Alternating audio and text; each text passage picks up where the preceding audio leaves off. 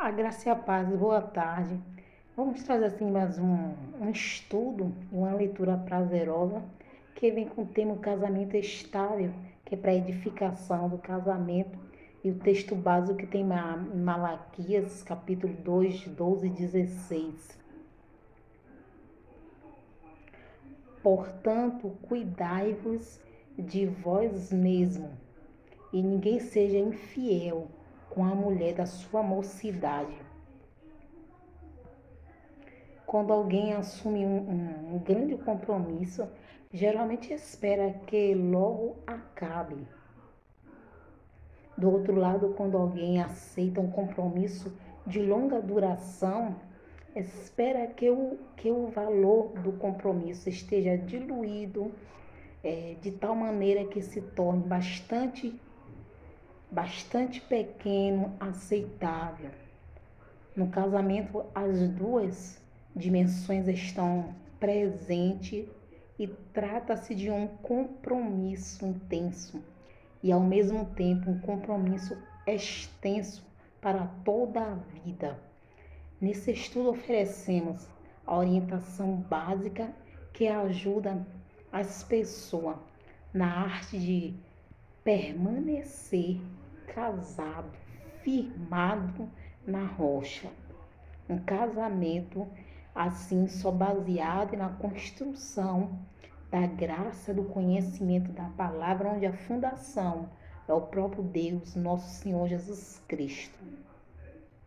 Casamento durável demonstra presença, equilíbrio de amor e compromisso. Em Marcos capítulo 10, 7 e 8.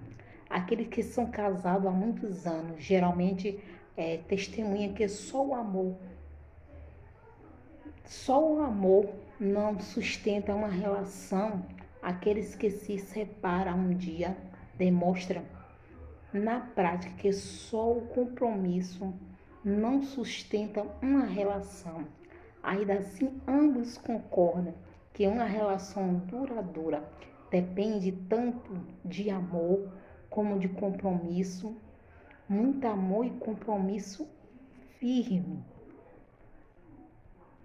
A maneira bíblica de descrever compromisso no casamento está na celebre frase proferida em Gênesis capítulo 2, 24 a 25, e pelo próprio Senhor Jesus. Por isso deixará o homem a seu pai e a sua mãe e unir-se-á a sua mulher, e com sua mulher serão os dois uma só carne. Em Marcos 10, 7, 8. Duas expressões são especialmente contundentes ao ensino e intensidade do compromisso. Unir-se e uma só carne. Segundo os estudiosos, unir-se tem um significado de um elo forte que não será jamais quebrado, envolvendo duas características: lealdade inabalável e amor ativo, permanente, que não desiste. Um compromisso de tamanha magnitude e com tamanha implicação não é assumido com facilidade. Por isso, alguns chegam a temer o casamento.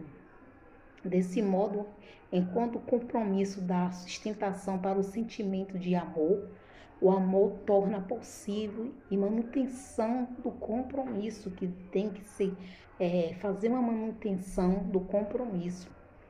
O casamento durável pede manutenção sistemática. A atitude própria de todas as pessoas que adquirem um bem durável programa-se para o natural cuidado de sua manutenção. Assim fazemos quando adquirimos uma casa, um carro, mesmo algum eletrodoméstico também. Na verdade, até mesmo a garantia da maioria dos bens depende de uma manutenção adequada. O mesmo acontece quando se deseja construir um casamento durável.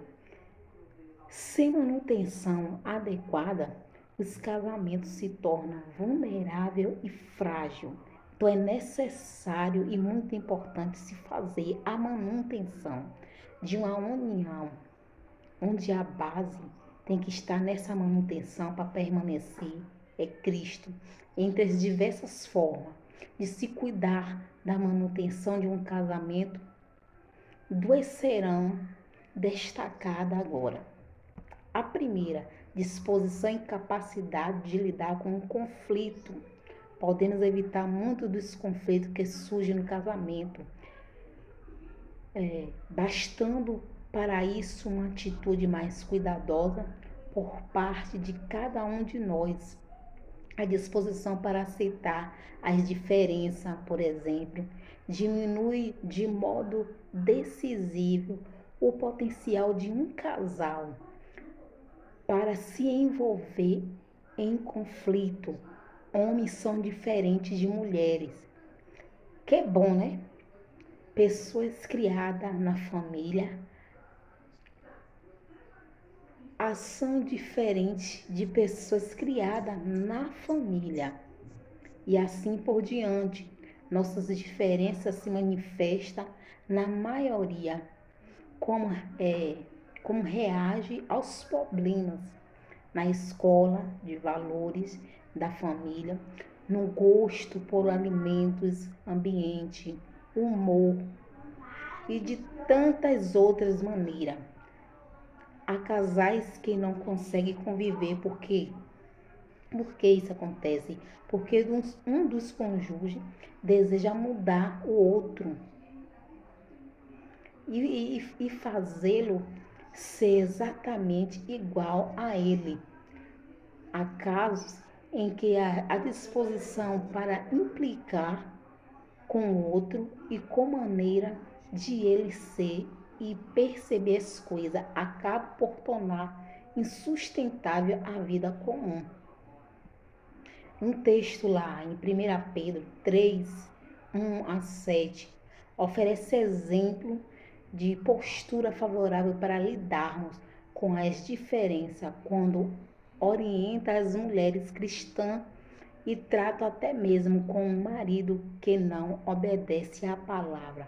Do mesmo modo, mulheres sujeita-se cada uma ao seu marido, a fim de que, se ela não obedece à palavra, seja ganha sem palavra pelo procedimento de sua mulher, observando a conduta honesta e respeitosa de vocês. No versículo 1-2 de 1 Pedro 3, o ensino alcança diversas áreas da família ou da vida familiar e orienta também os homens a ser sábios no convívio com a própria esposa e tratam com honra como parte mais frágil e co-herdeira do dom da graça da vida, que fica no versículo 7 do capítulo 3 de 1 Pedro.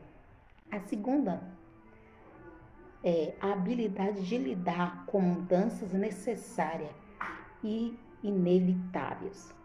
Além das questões que pode ser vista como diferença, o casamento inclui enganos, erros, pecado por parte dos membros da família.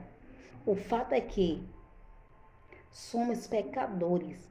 A maneira como lidamos com os nossos próprios erros com os erros do cônjuge será fundamental para definir a continuidade saudável do casamento. Isso significa aprender a pedir perdão. Embora o exemplo bíblico seja tanto, temos a tendência de achar que é humilhante pedir perdão e acabamos optando por atitudes prejudiciais ao casamento, como negar, deixar o tempo passar ficar irritado quando confrontado, culpar o outro, dentre outros mais exemplos, que é prejudicial, né? Que só faz prejudicial o relacionamento do casamento. Ter capacidade para entrar em acordo com o outro e disposição para perdoar. A Bíblia nos ensina que devemos ser uns para com os outros benignos, compassível, perdoáveis uns aos outros, como também Deus em Cristo vos perdoou, que está em Efésios 4:32. Do outro lado, se existe um lugar em que deve ser aplicado o ensinamento de Jesus a Pedro, segundo o qual devemos perdoar o nosso irmão até 70 vezes 7. Esse lugar é num casamento que deve ser aplicado, ensinamento no qual Jesus falou a Pedro, que devem se perdoar 70 vezes 7. O casamento durável recebe investimento constante. Um casamento saudável não se sustenta naturalmente sem investimento. Primeiro, de natureza física, resumidamente, o investimento no casamento inclui o cuidado com o corpo, a higiene, a saúde, a aparência e o uso de todos as potencialidades do corpo, incluindo a expressão física de carinho, de caráter sexual ou não. Número 2, de natureza emocional. Podemos investir no casamento também por meio do uso adequado das emoções, especialmente quando oferecemos ao outro a segurança de que é importante, especial, alvo de amor. O livro de Cantares tem sido usado como um verdadeiro manual de investimento físico e emocional no casamento. O número 3, de natureza espiritual. Felizes são os casais que oram uns pelos outros e juntos, que leiam a Bíblia e cultuem junto e que especialmente são capazes de aplicar os ensinamentos da palavra de Deus nas atitudes diárias e em todas as dimensões do relacionamento conjugal. Em Tiago 1:22, você vai achar esse respaldo lá. A Bíblia trata também desse tipo de relacionamento, cumplicidade e proximidade. Em Eclesiastes 4, livro de Eclesiastes 4, 9 e 12, registra que melhor é ser dois do que um, porque tem melhor paga do seu trabalho. Porque se cair um, levanta o companheiro. Aí, porém, do que estiver só, pois caindo não haverá quem o levante. Também se dois dormirem junto, eles se aquietarão, mas um só como se aquietará? Provérbio 31 apresenta uma mulher chamada de virtuosa e diz que a vida em família é muito agradável. Entre outras razões, porque o marido confia na mulher, no versículo 11 do Provérbio 31. E ela lhe faz bem e não mal todos os dias da sua vida, no versículo 12 de Provérbio 31.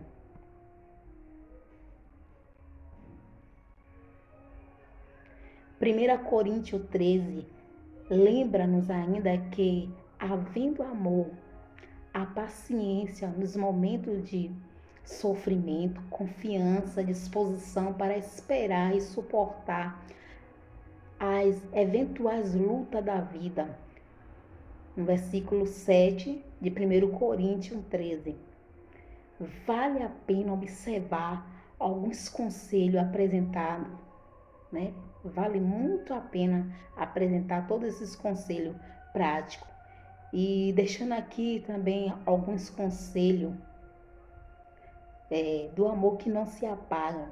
Um deles aqui é: nada é tão essencial que a saúde de seu casamento e o desenvolvimento de uma união entre vocês. Outro conselho é concentrar-se no conhecimento mútuo e em construir um relacionamento íntimo que agrada ao Senhor. Outro conselho vai aqui: é necessário tempo junto para lançar adequadamente os alicerces do casamento. É essencial que o marido aprenda a satisfazer as necessidades da esposa. O conhecimento do cônjuge é necessário a fim de ver segundo os padrões bíblicos.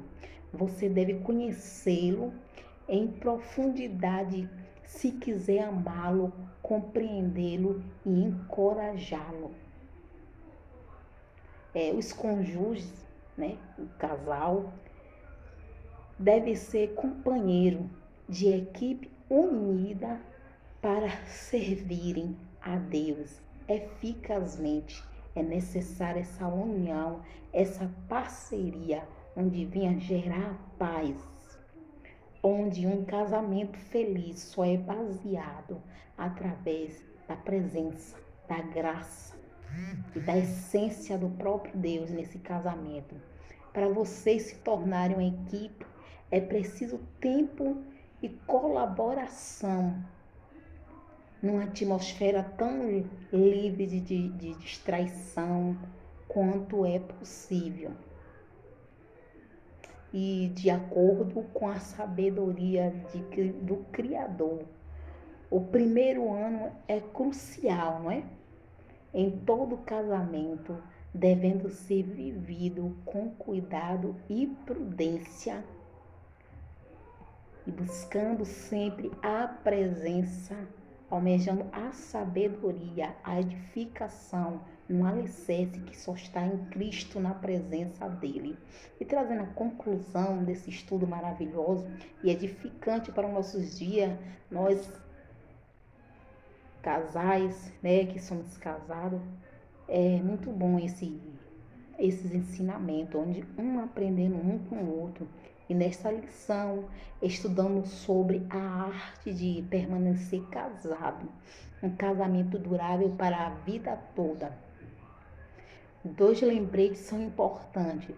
O primeiro, que a vida é curta e devemos gozá-lo com discernimento, alegria, sempre que possível, na companhia da pessoa com quem nos casamos.